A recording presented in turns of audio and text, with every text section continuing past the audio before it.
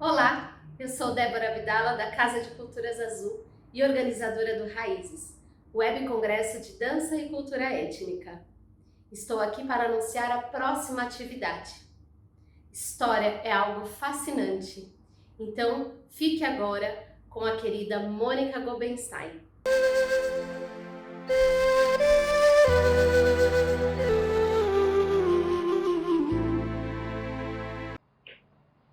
Olá a todos, muita alegria estar aqui, agradeço o convite neste Congresso Raízes. Bem, nós vamos passear por uns tempos muito antigos e trazer esses tempos antigos para os dias de hoje, mas eu convido a todos, antes de mais nada, para a gente acessar um campo mais sutil, né? Para a gente entrar nessa sintonia. Então eu vou ler aqui uma letra de música da Sharon Burr, da tribo dos Navarro, dos Estados Unidos, e depois a gente vai ter uma audição para a gente ir chegando no outro tempo, né? A música diz assim: nós estamos aqui. Mãe Terra diz: agora tome conta de mim. Por favor, não me machuque. E Pai Céu diz: agora tome conta de mim. Por favor, não me machuque. E todas as criaturas viventes dizem: agora tome conta de nós, não nos machuque. E nós estamos aqui para sermos nós mesmos. Nós estamos aqui para sermos uns com os outros. Nós estamos aqui para sermos com todo o nosso entorno, nosso ambiente. Nós estamos aqui para ser, para ser. E nós estamos aqui para tomar cuidado uns dos outros. Nós estamos aqui para cuidarmos de nós mesmos. Nós estamos aqui para cuidarmos de tudo ao nosso redor. Nós estamos aqui para cuidar, para cuidar. E nós estamos aqui para amar a nós mesmos. Nós estamos aqui para amarmos uns aos outros. Nós estamos aqui para amar tudo ao nosso redor. Estamos aqui para amar, para amar, para amar. Agora a gente vai ouvir a música. Peço que vocês estejam no estado receptivo para esse nosso início.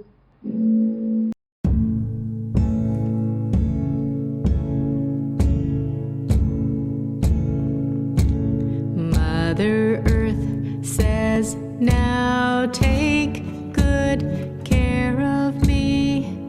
Please do not hurt me. Hey, hey, yo. Hey, yo, hey, yo, hey, yo. And Father Sky says, now take good care of me. Please do not hurt me. Hey, hey, yo. Hey, yo, hey, yo, hey, yo. And all living creatures say, take good care of us. Please do not hurt us. Hey, hey, yo. Hey, yo, hey, yo, hey, yo. And we are here to be ourselves, to be with one another, to be with our surroundings, to be, to be. And we are here to take care of ourselves, to take care of one another, to take care of our surroundings, take care, to care. And we are here to love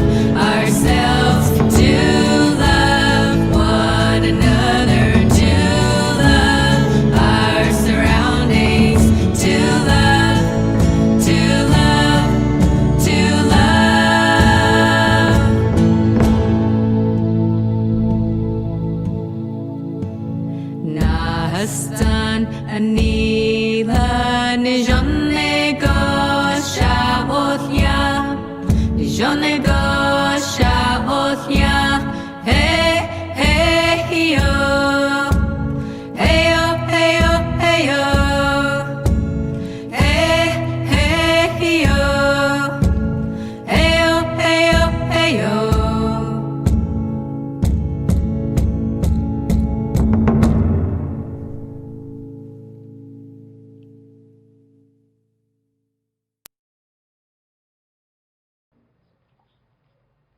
Muito bom. Então, com esse convite para sermos, para cuidarmos e para amarmos a nós mesmos, a todos ao nosso redor e a tudo ao nosso redor, que a gente inicia o nosso encontro hoje. Para irmos então para tempos bem antigos, eu convido vocês então a este passeio pela história, Tempos da Grande Mãe. Opa. Então a gente vai aqui. Nós vamos ter um olhar histórico, cultural, social e mitológico para a gente acessar tempos muito antigos, tempos bem anteriores aos dias de hoje, anteriores ao patriarcado. Então a gente vai fazer aqui um breve passeio. Bem, para a gente entender o nosso tempo atual, a gente precisa recorrer ao passado, porque no nosso passado, na nossa história, que a gente vai poder entender o nosso futuro, né? Então nós vamos fazer um breve passeio pelos achados arqueológicos, sim, que nos convidam literalmente a cavar a terra, né? Não é só uma imagem simbólica. A gente precisa fazer escavações, e essas escavações foram feitas depois da Segunda Guerra Mundial. Muitos sítios arqueológicos, mais de 3.000 sítios arqueológicos, que foram feitas escavações, onde foram encontradas milhares de estatuetas. E a gente já vai ver que tipo de estatuetas eram essas, né? Elas nos remetem a tempos de culturas matrilineares. O que são culturas matrilineares? Onde a linhagem, a transmissão, a reunião das pessoas, a descendência se dá através das mulheres. Sim? Então a gente vai para esses tempos um pouquinho. E nesses tempos, onde a reunião se dava pela anciã daquela comunidade, anciã daquele aglomerado de pessoas, daquela família, daquele clã, era a anciã que era a referência para toda aquela comunidade, as mulheres que tinham essa referência. E nesse período também havia um profundo e forte relacionamento com a natureza. Então a sintonia da vida, né, muito anterior às nossas construções atuais, né, às grandes cidades, muito antes de tudo isso, estamos falando de pequenos aglomerados, a natureza era tudo, acordava-se, tinha sintonia com tudo que estava ao redor. Sim? Vamos lá adiante.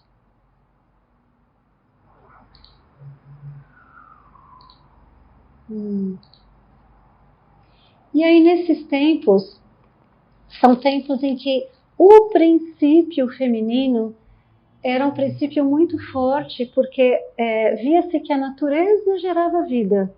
A natureza nutria tudo que havia. A natureza provia alimento para tudo. Né? A natureza era um princípio feminino, no sentido de que se olhava para a mulher e se via que a mulher também gerava vida. A mulher gerava o bebê, paria, e ela também nutria com o próprio corpo dela. Ela nutria aquilo que ela gerava. Então a similaridade e a ligação que se fazia entre uma mulher que gera, de repente pariu, né? Em tempos, nem sempre ao longo da história se sabia que o homem participava da geração da vida, né? Então se via que a mulher paria, e ela nutria, amamentava, sustentava, carregava com ela, sustentava toda essa vida.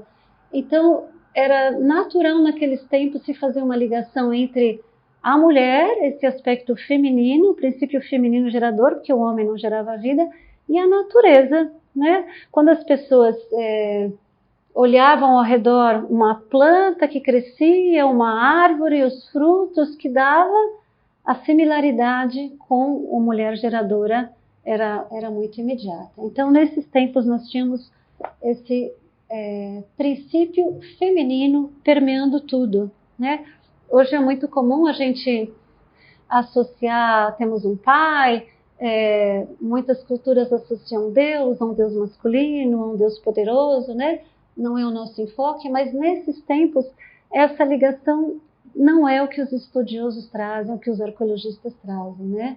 A ligação era mais com um mistério que envolvia tudo e com o princípio feminino gerador. Sim?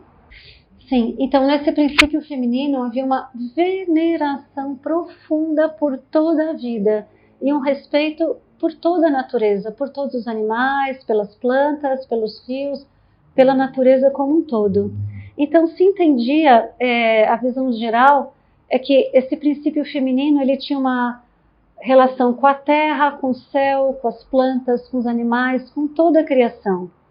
Um princípio feminino que ele era doador da vida, um princípio feminino nutridor, sustentador, restabelece, porque ali mesmo onde morreu uma plantinha tem um novo nascimento, né? Algo que se desfaz, as pétalas que caíram, depois ali brota uma nova planta. Então esse restabelecedor da vida, esse princípio feminino também era portador da morte, era ligado também à imortalidade, porque era a própria continuidade da vida, regeneração de toda a vida, compaixão, e aí princípios que foram aparecer bem depois em outras culturas, que se falava, a virgem, a donzela, depois que é a mocinha que nasce, depois a mãe, a nutridora, e depois a senhora, a anciã, que vai transformar a vida e que vai mexer o caldeirão da transmutação.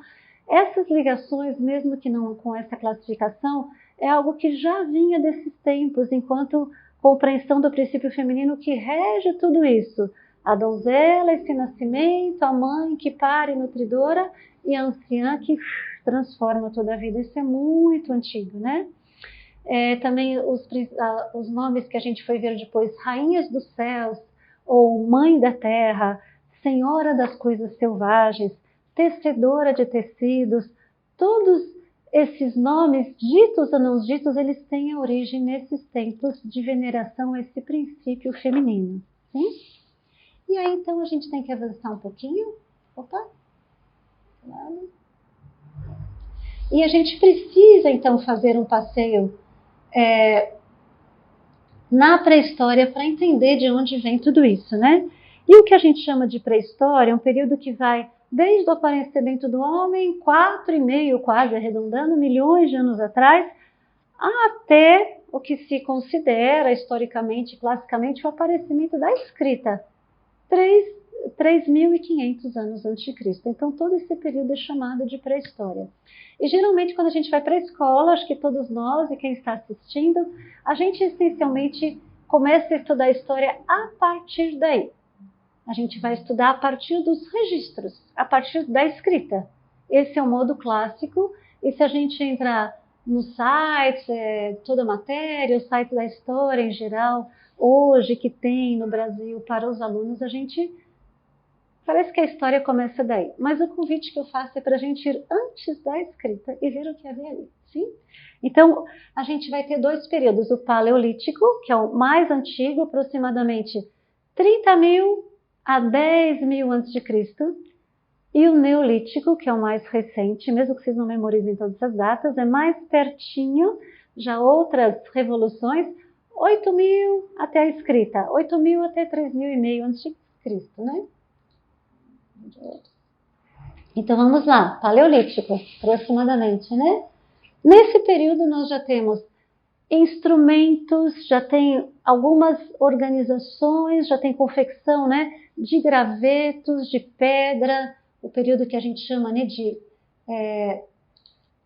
aqui, né, nós já temos uma capacidade de construir e aprimorar instrumentos. Então, esse conhecimento, né, de eu não só pegar uma pedra e lançar, já tem assim um relacionamento com a natureza.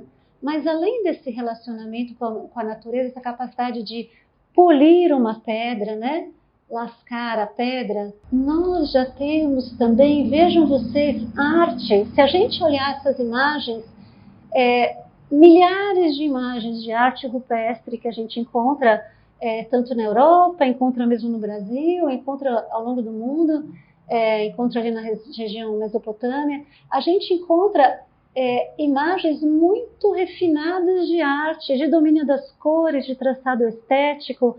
Então nós estamos ali, vejam, 30 mil a 10 mil, até antes, algumas imagens são de 34 mil, então varia um pouco, né? A gente não fica assim bem preso, mas nós já temos uma arte acontecendo, registros maravilhosos com cores e, vejam, proporções estéticos mesmos, né? E se a gente avançar um pouco mais, nós vamos então na pré-história para um período um pouco mais para frente, o Neolítico, né? Entre eles houve um outro período que é o Mesolítico, uma grande revolução que aconteceu, mas já vamos aqui. Nós já temos nesse período mais adiantado aproximadamente de 8.000 a 3.500, então nós temos produção artística, né? De ferramentas, veja essa lapidação que pode ser em pedra, pode ser em marfim, pode ser em madeira. Nós temos vastíssima produção cerâmica, né? É muita arte produzida. Uma coisa é você perceber que com aquela terra você pode modelar algo. Outra, além disso, é perceber que para você já guardar os grãos, porque nós já estamos no período que precisa armazenar, período em que já temos aglomerações de pessoas e as pessoas já estão assentadas na terra, então já tem um pequeno acúmulo, já começa a produção de grãos, você precisa armazenar esses grãos para passar, já tem a consciência de inverno, de verão, das estações. Então, para se chegar a confeccionar um produto cerâmico e que ele possa ser permanente e duradouro, chegar a queimar, vejam, implica numa construção de fornos, né? Então é muito avanço, muito antes da escrita, confeccionar cerâmica, pintar, lidar com pigmentos de modo diferente. Aqui nós estamos passando muito brevemente, mas para se lidar com pigmentos, produzir inúmeros objetos cerâmicos, alguns imensos, alguns têm tamanho de uma pessoa, chegam a esse tamanho. Imagina o tamanho do forno para você queimar um objeto cerâmico, né? Então, quando se fala em civilização a partir da escrita, eu traria uma interrogação, porque houve muita produção antes disso, né? Então, aqui nós estamos falando em produção artística no período neolítico. Esse período, então, que já havia aglomerações, assentamentos, fixação na terra, as pessoas já, comunidades se organizando, e nem sempre tão pequenas, já alguns milhares de pessoas convivendo juntas, né? Então nós temos fixação à terra e já o princípio da agricultura acontecendo, quando você se fixa à terra, deixando o período anterior de simplesmente caçadores, coletores, quando há uma fixação na terra, você tem outros desenvolvimentos. Para você queimar uma cerâmica e ter um forno, você não pode ser um nômade, né? Então já tem essa fixação na terra. Então, esse período neolítico, produção artística, e nós temos mais algo muito especial. Tempos pacíficos são esses tempos de fixação na terra. Então, não há preocupação em proteger, criar cercado, criar fortalezas, fortificações, se proteger. A terra está abundante, as aglomerações vão se dando naturalmente por famílias, por parentescos, e as pessoas se assentam em lugares simples, abertos, como é que se diria assim, planícies ou próximo a rios. Não preciso fazer um assentamento no topo do morro onde seja difícil o inimigo chegar. Não, não tem nada disso. Então são tempos pacíficos e as pessoas vão se assentando em lugares onde há abundância de água, um vale fértil, planícies próximo à água, né? Então nesse período nós temos ausência de fortificações, não há registros de armas, não há registros de guerras, não há registros de instrumentos que indiquem conquistas, não há sinais de violência, não há sinais de dominação sobre o outro, não há sinais de subjugação, como que veio depois, né, conquistar, pegar uma população, escravizar, não, simplesmente convivência pacífica, né? São esses tempos que a gente está sendo convidado a acessar, que existiram esses tempos na humanidade, né? Nós estamos falando muito de uma região da Europa, mas também da região, virando ali no encontro dos 3 continentes, Europa, Ásia, África, toda a região atual Síria, Irã, Iraque, países árabes, atual Israel, Palestina, toda aquela região, um crescente fértil, também ali África, norte da África, Egito, toda a região, esses 3 continentes, Europa, Ásia, virando ali na África, ao redor do Mediterrâneo, períodos pacíficos, períodos de assentamentos e aglomerações com essas características, sim, anteriores a outros tempos que virão bem depois, sim? Então seriam sítios aprazíveis, que a gente chamaria, né, sítios gostosos, né? Você está lá num lugar na natureza entre céu e terra, numa planície, sim? Nesse período ainda permaneciam caça, os grãos eram abundantes, ainda se fazia coleta de grãos, mas sim, princípios agrícolas já, né? Então nós temos uma autora muito querida que nos escreve, que é a Maria Hagimbutas, uma pesquisadora da Lituânia. Ela tem muita referência da sua infância, mas por conta da Segunda Guerra Mundial ela teve que sair do seu país, né, da Lituânia, dos lugares de conquistas, do avanço nazista, e depois ela voltou para essas regiões para resgatar esses sentimentos que ela vivia aqui nesses países, Letônia, Estônia, Lituânia. Até hoje a gente tem muita ligação com a natureza, né? Mais do que uma religião predominante, tem a natureza, tem muita ligação ainda nesses países. Então, ela, ao longo da vida, ela resgatou essas referências que ela tinha na infância e foi resgatar, então, lá atrás, nas escavações que foram feitas depois da Segunda Guerra Mundial, que foi um hiato na humanidade, mas muitos arqueólogos e também arqueólogas mulheres que tiveram esse empreendimento de resgatar sítios e encontrar esses sinais, que a gente vai avançar um pouquinho mais para ver como que isso se deu. E ela diz assim para a gente, né, uma frase dos escritos delas: houve uma civilização que soube viver em paz. Houve na humanidade. Onde está, a gente não sabe agora, né? Sim, e nesses períodos dessa civilização que soube viver em paz, a deusa, como chamamos hoje, né? Hoje a gente dá esse nome, mas seria esse princípio feminino, onde a deusa tinha esse lugar essencial, essa reverência a um princípio gerador, criador, nutridor, transformador. Então, essa presença de uma divindade feminina, ela estava em todo lugar, né? Ela era a própria terra, a própria natureza, esse princípio feminino. Um poder feminino que está em todo lugar, né? E esse poder também nessas pequenas, mas também grandes, né? Às vezes 10 mil, 15 mil pessoas numa aglomeração, que não é tão pouco assim, se dava, era manifesto porque a vida se organizava no culto a esse princípio feminino. Então, a devoção a esse princípio feminino gerador, nutridor, né? Então, isso aparecia nas construções.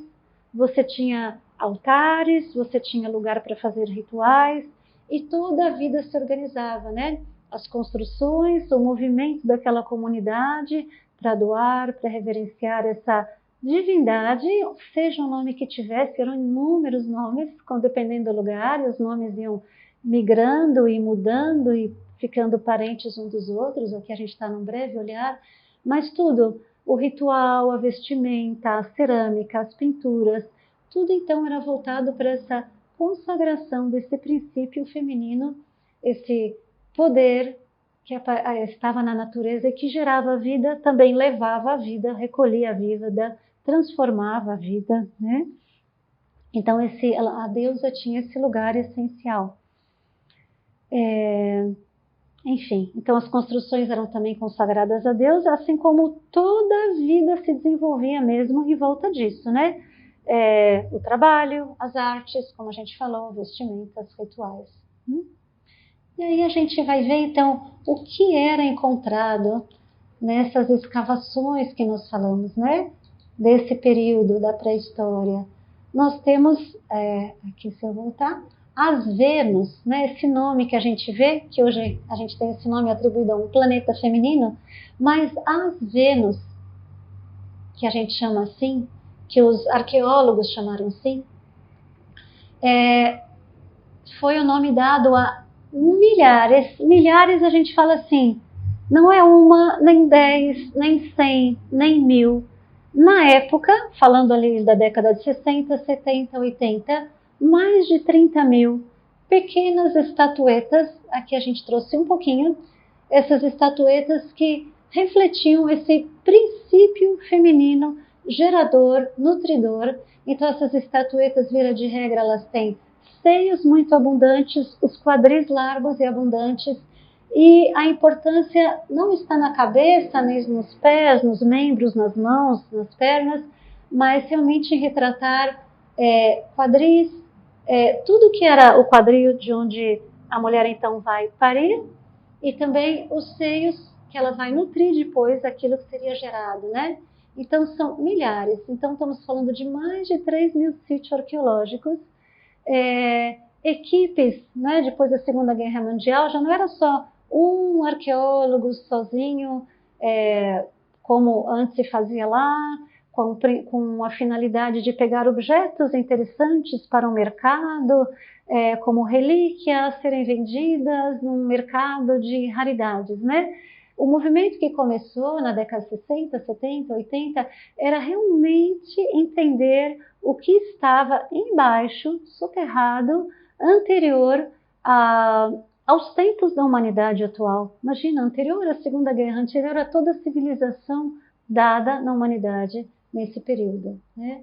Então, as escavações eram com equipes multidisciplinares, né? Você tinha um arqueólogo, biólogo, historiador, cada um ia fazendo a sua parte e, como eu disse, já participações de mulheres nessa empreitada. Então, isso era muito, muito bonito. Essas milhares de estatuetas que estamos falando, elas demonstram também tanto essa unidade de pensamento em tantos sítios arqueológicos, como também elas fazem referência a uma complexidade na organização dessas sociedades, porque elas giravam em torno realmente desse culto, o dia, a veneração, o rito para os grãos, o agradecimento, as queimas, a produção de um pão, tudo girava nessas sociedades que honravam esse princípio gerador, fértil, nutridor e também recolhedor da vida, né? Esse princípio feminino.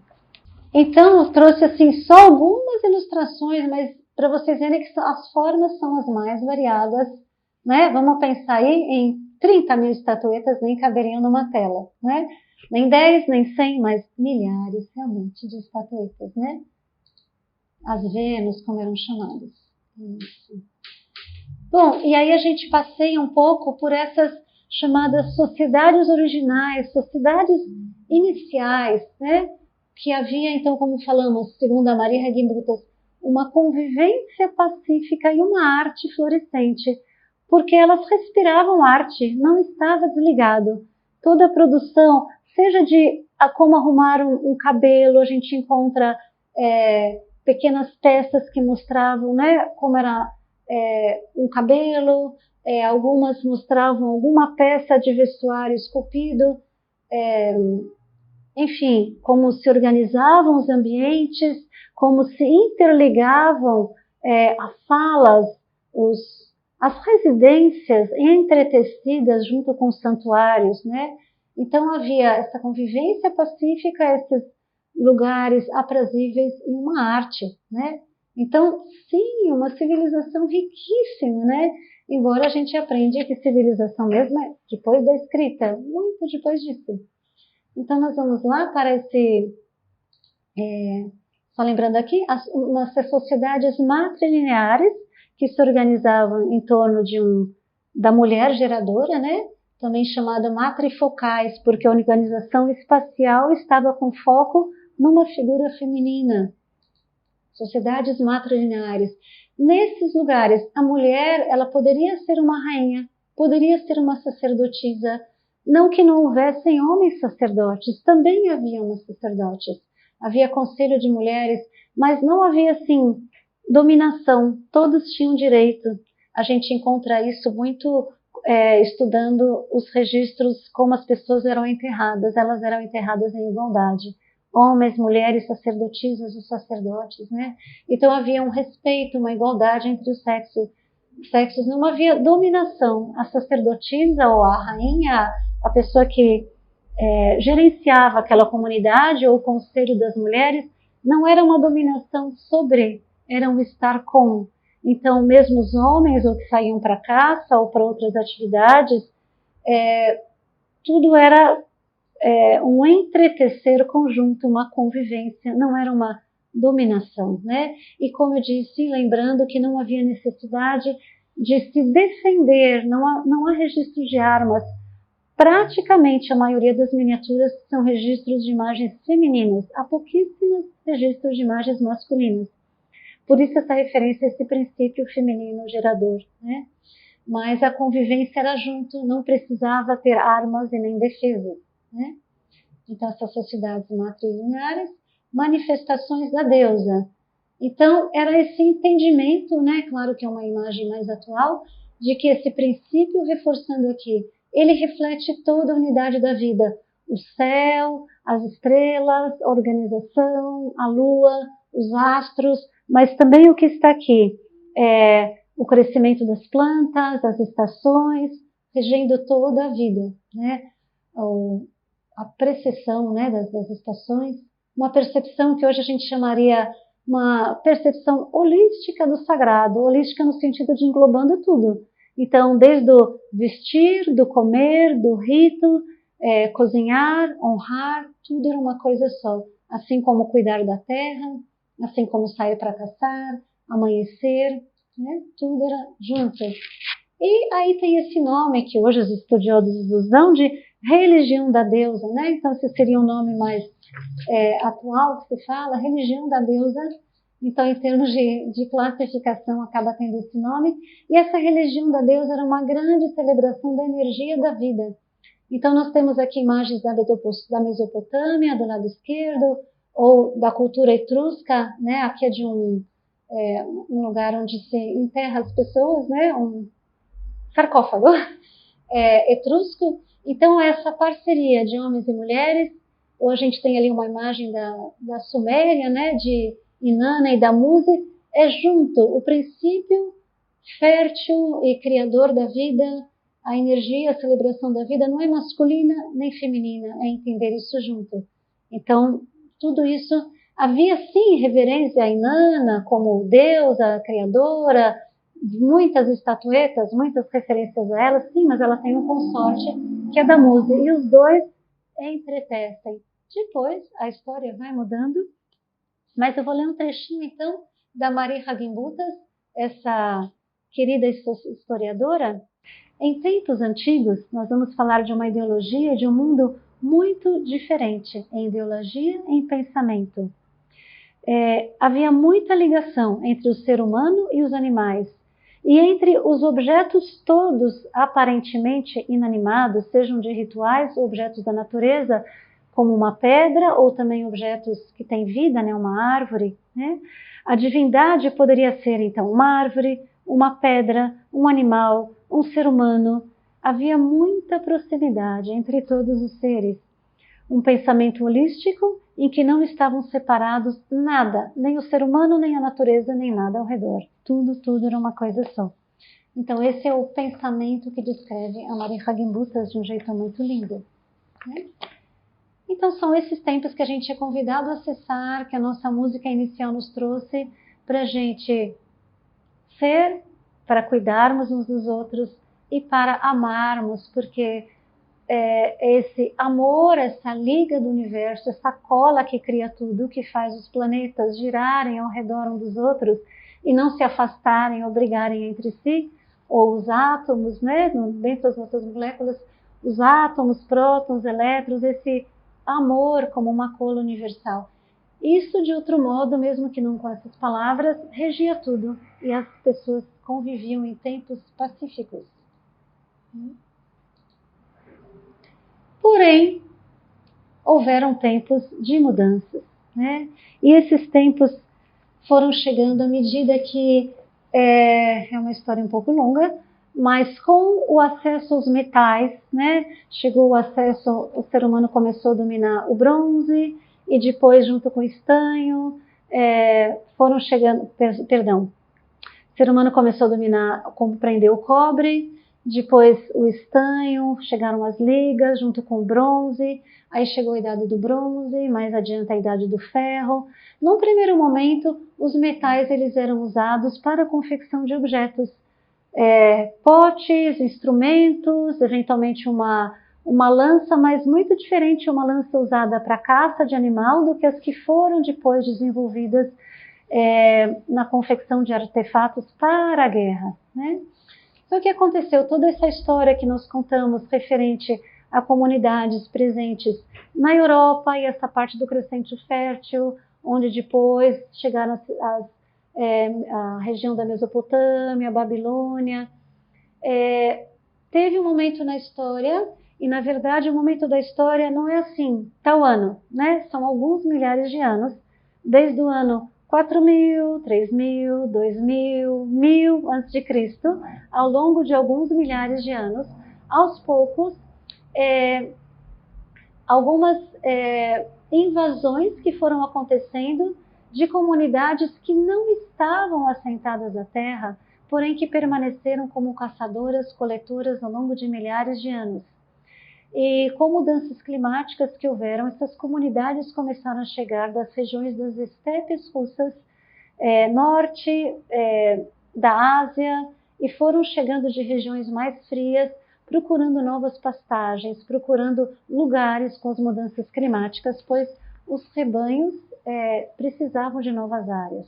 Só que elas foram se aproximando desses lugares onde havia esses assentamentos pacíficos.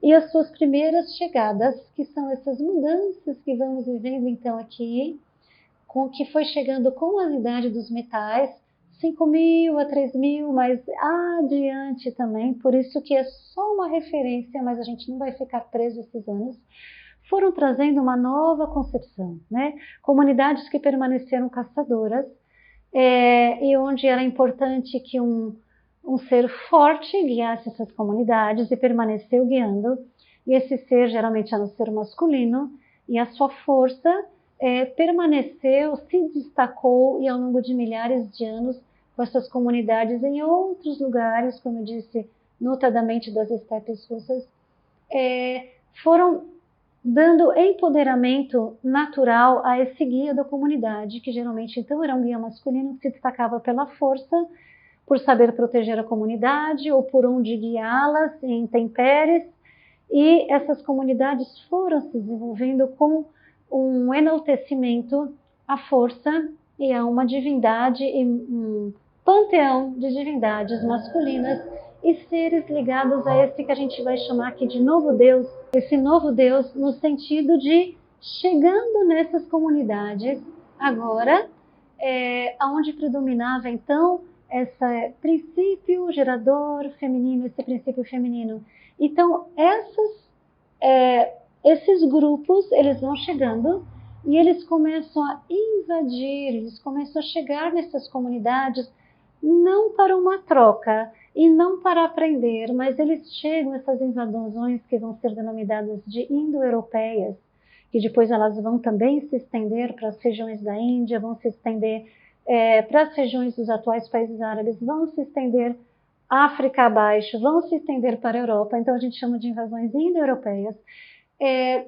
Chega então esse novo Deus, uma outra concepção sobre essa Europa antiga, pacífica, estendida, que não é só Europa, né? Pegava os países da atual Grã-Bretanha, era uma Europa bastante estendida. Mudanças, novo Deus. Esse novo Deus, Ele vai chegar então com as mudanças climáticas, esgotamento de terras de pastagens, as invasões indo-europeias. Eles chegam então trazendo cavalos, trazendo carruagens.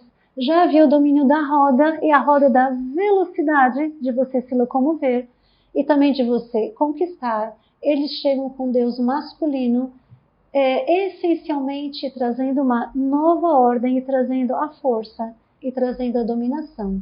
Então isso se dá através de conquista, de saque, de pilhagem dessas sociedades pacíficas nas terras aprazíveis e nada defendidas, e eles chegam realmente conquistando, né? Então eles chegam já com os metais e muita força. Aqui as imagens são apenas ilustrativas para a gente lembrar que eles vêm com cavalos, vêm com carros, vêm com armaduras, vêm com o domínio dos metais, né?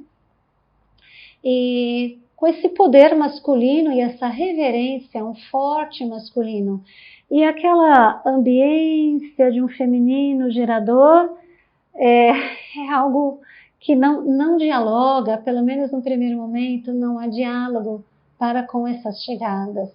E aí nós temos então a supressão da deusa, no sentido do princípio feminino, né? Novos valores, novos mitos. A deusa que reinava, ela vai ser então consorte do novo Deus.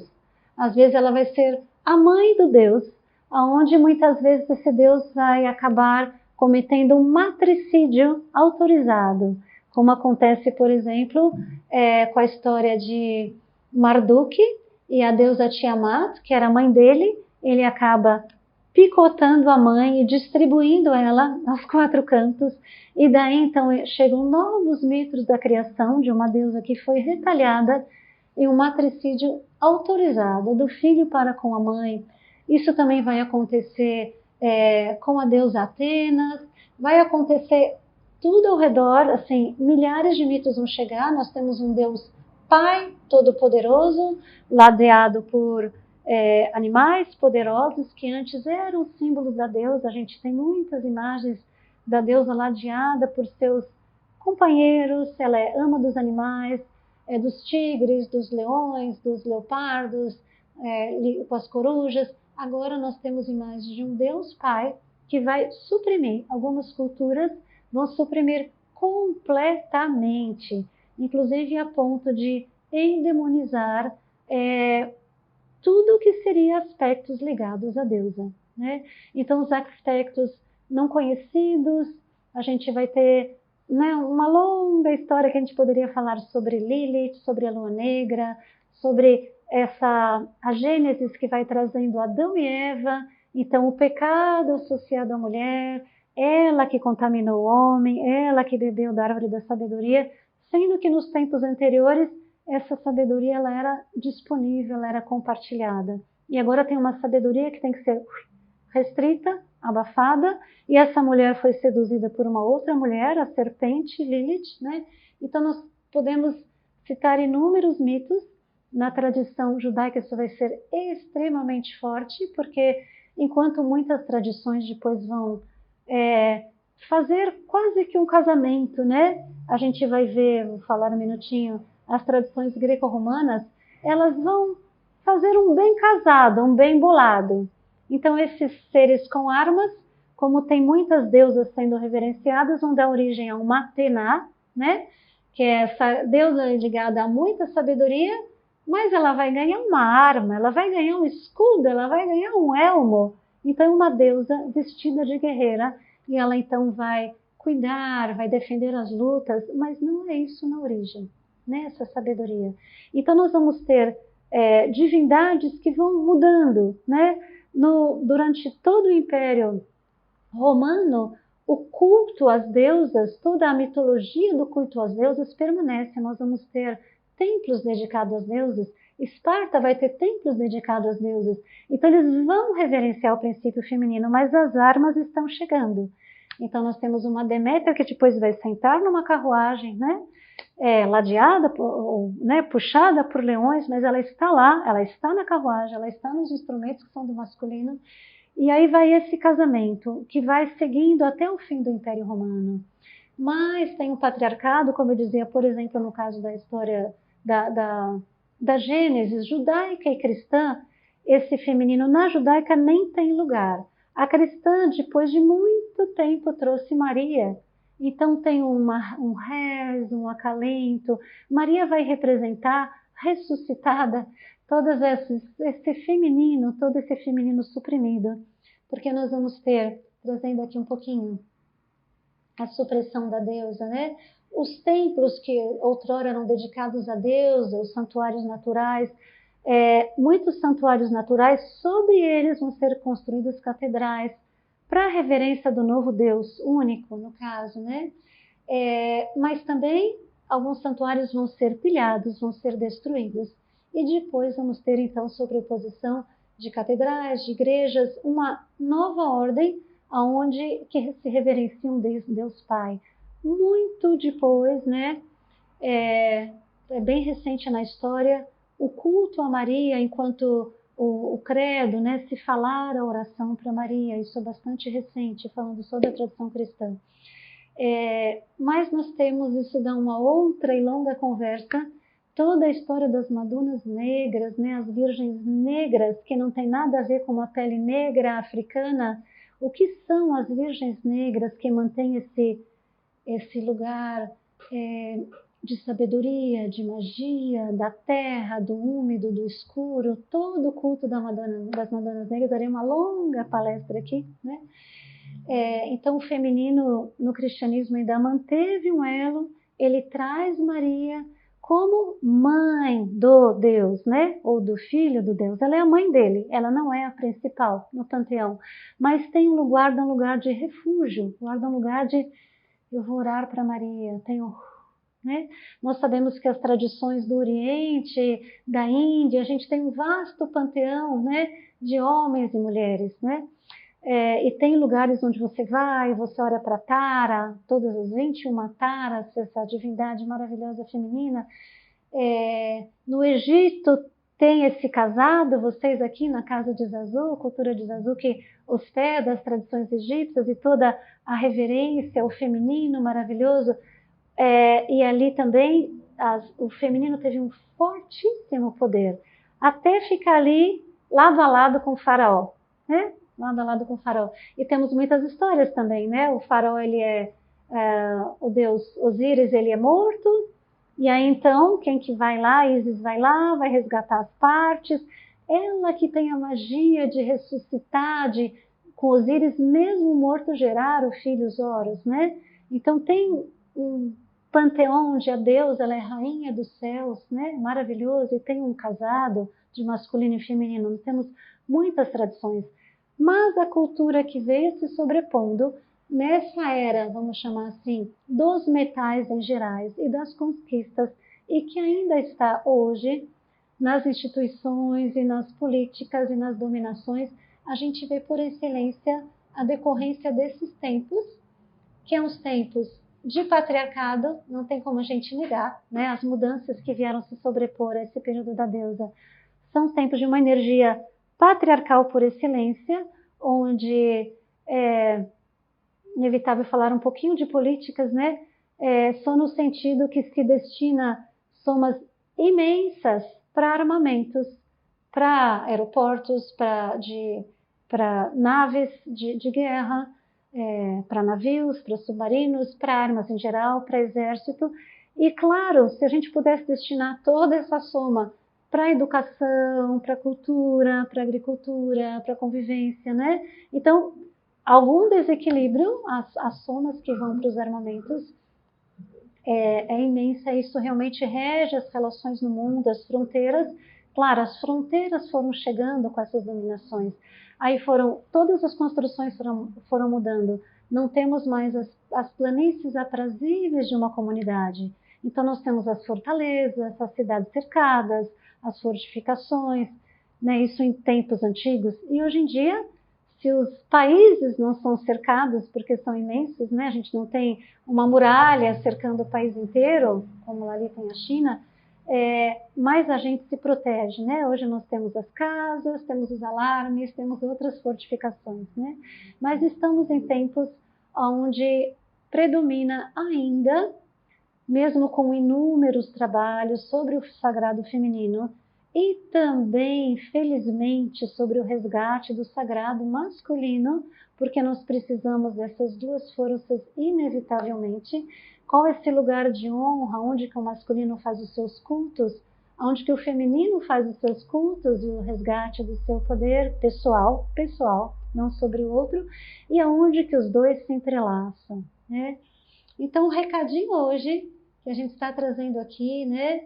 Os tempos atuais, o que eu faço, o que eu posso fazer na minha vida, na minha casa, na minha comunidade, nas minhas relações, em prol de um respeito, não é só de igualdade, mas também é de respeito à originalidade, né?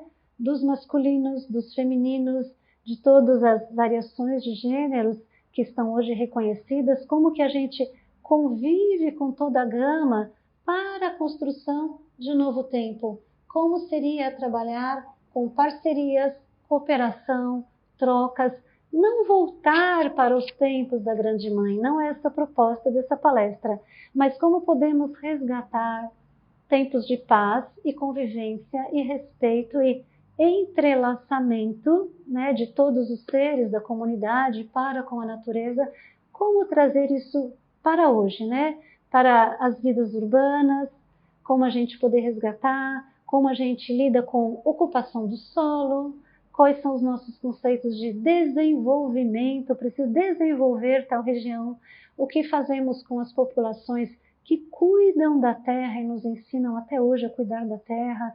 Então, como que um homem moderno, que teve toda a conquista tecnológica e chegou onde chegou hoje, né? Como que ele se relaciona com as comunidades que cuidam da terra e como que podemos talvez fazer uma gradação, né? Não esses cuidam da terra e esses cuidam da tecnologia. Como que a gente pode fazer uma gama e fazer um entrelaçamento entre o urbano e entre o rural e entre todas as vidas num respeito, né? Eu acho que esse é o nosso recadinho para hoje. Os nossos tempos de mudança, aqui é só uma brincadeira que a gente tem dos crudes, né? Não é só de homem e mulher, só de dois sexos, mas como a gente pode realmente, entre todos os seres, voltar realmente para tempos de harmonia, tempos de paz, e reconhecendo as diferenças e navegando e tecendo junto.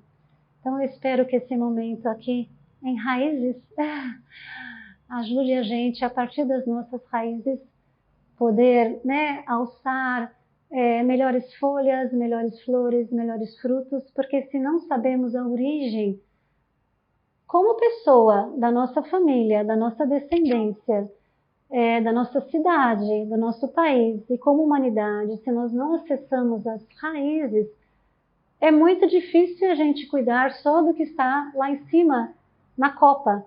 Se a gente não tem a raiz, é tudo junto, né? Então, eu agradeço muito a iniciativa desse congresso de cuidar de raízes, de muitas raízes de diversidades. Eu honro muito esse lugar, eu acho que é um lugar nobre, que a humanidade precisa disso hoje. Cuidar das raízes para cuidar da copa e do tronco e de tudo junto. É tudo junto. Gratidão imensa por estar aqui.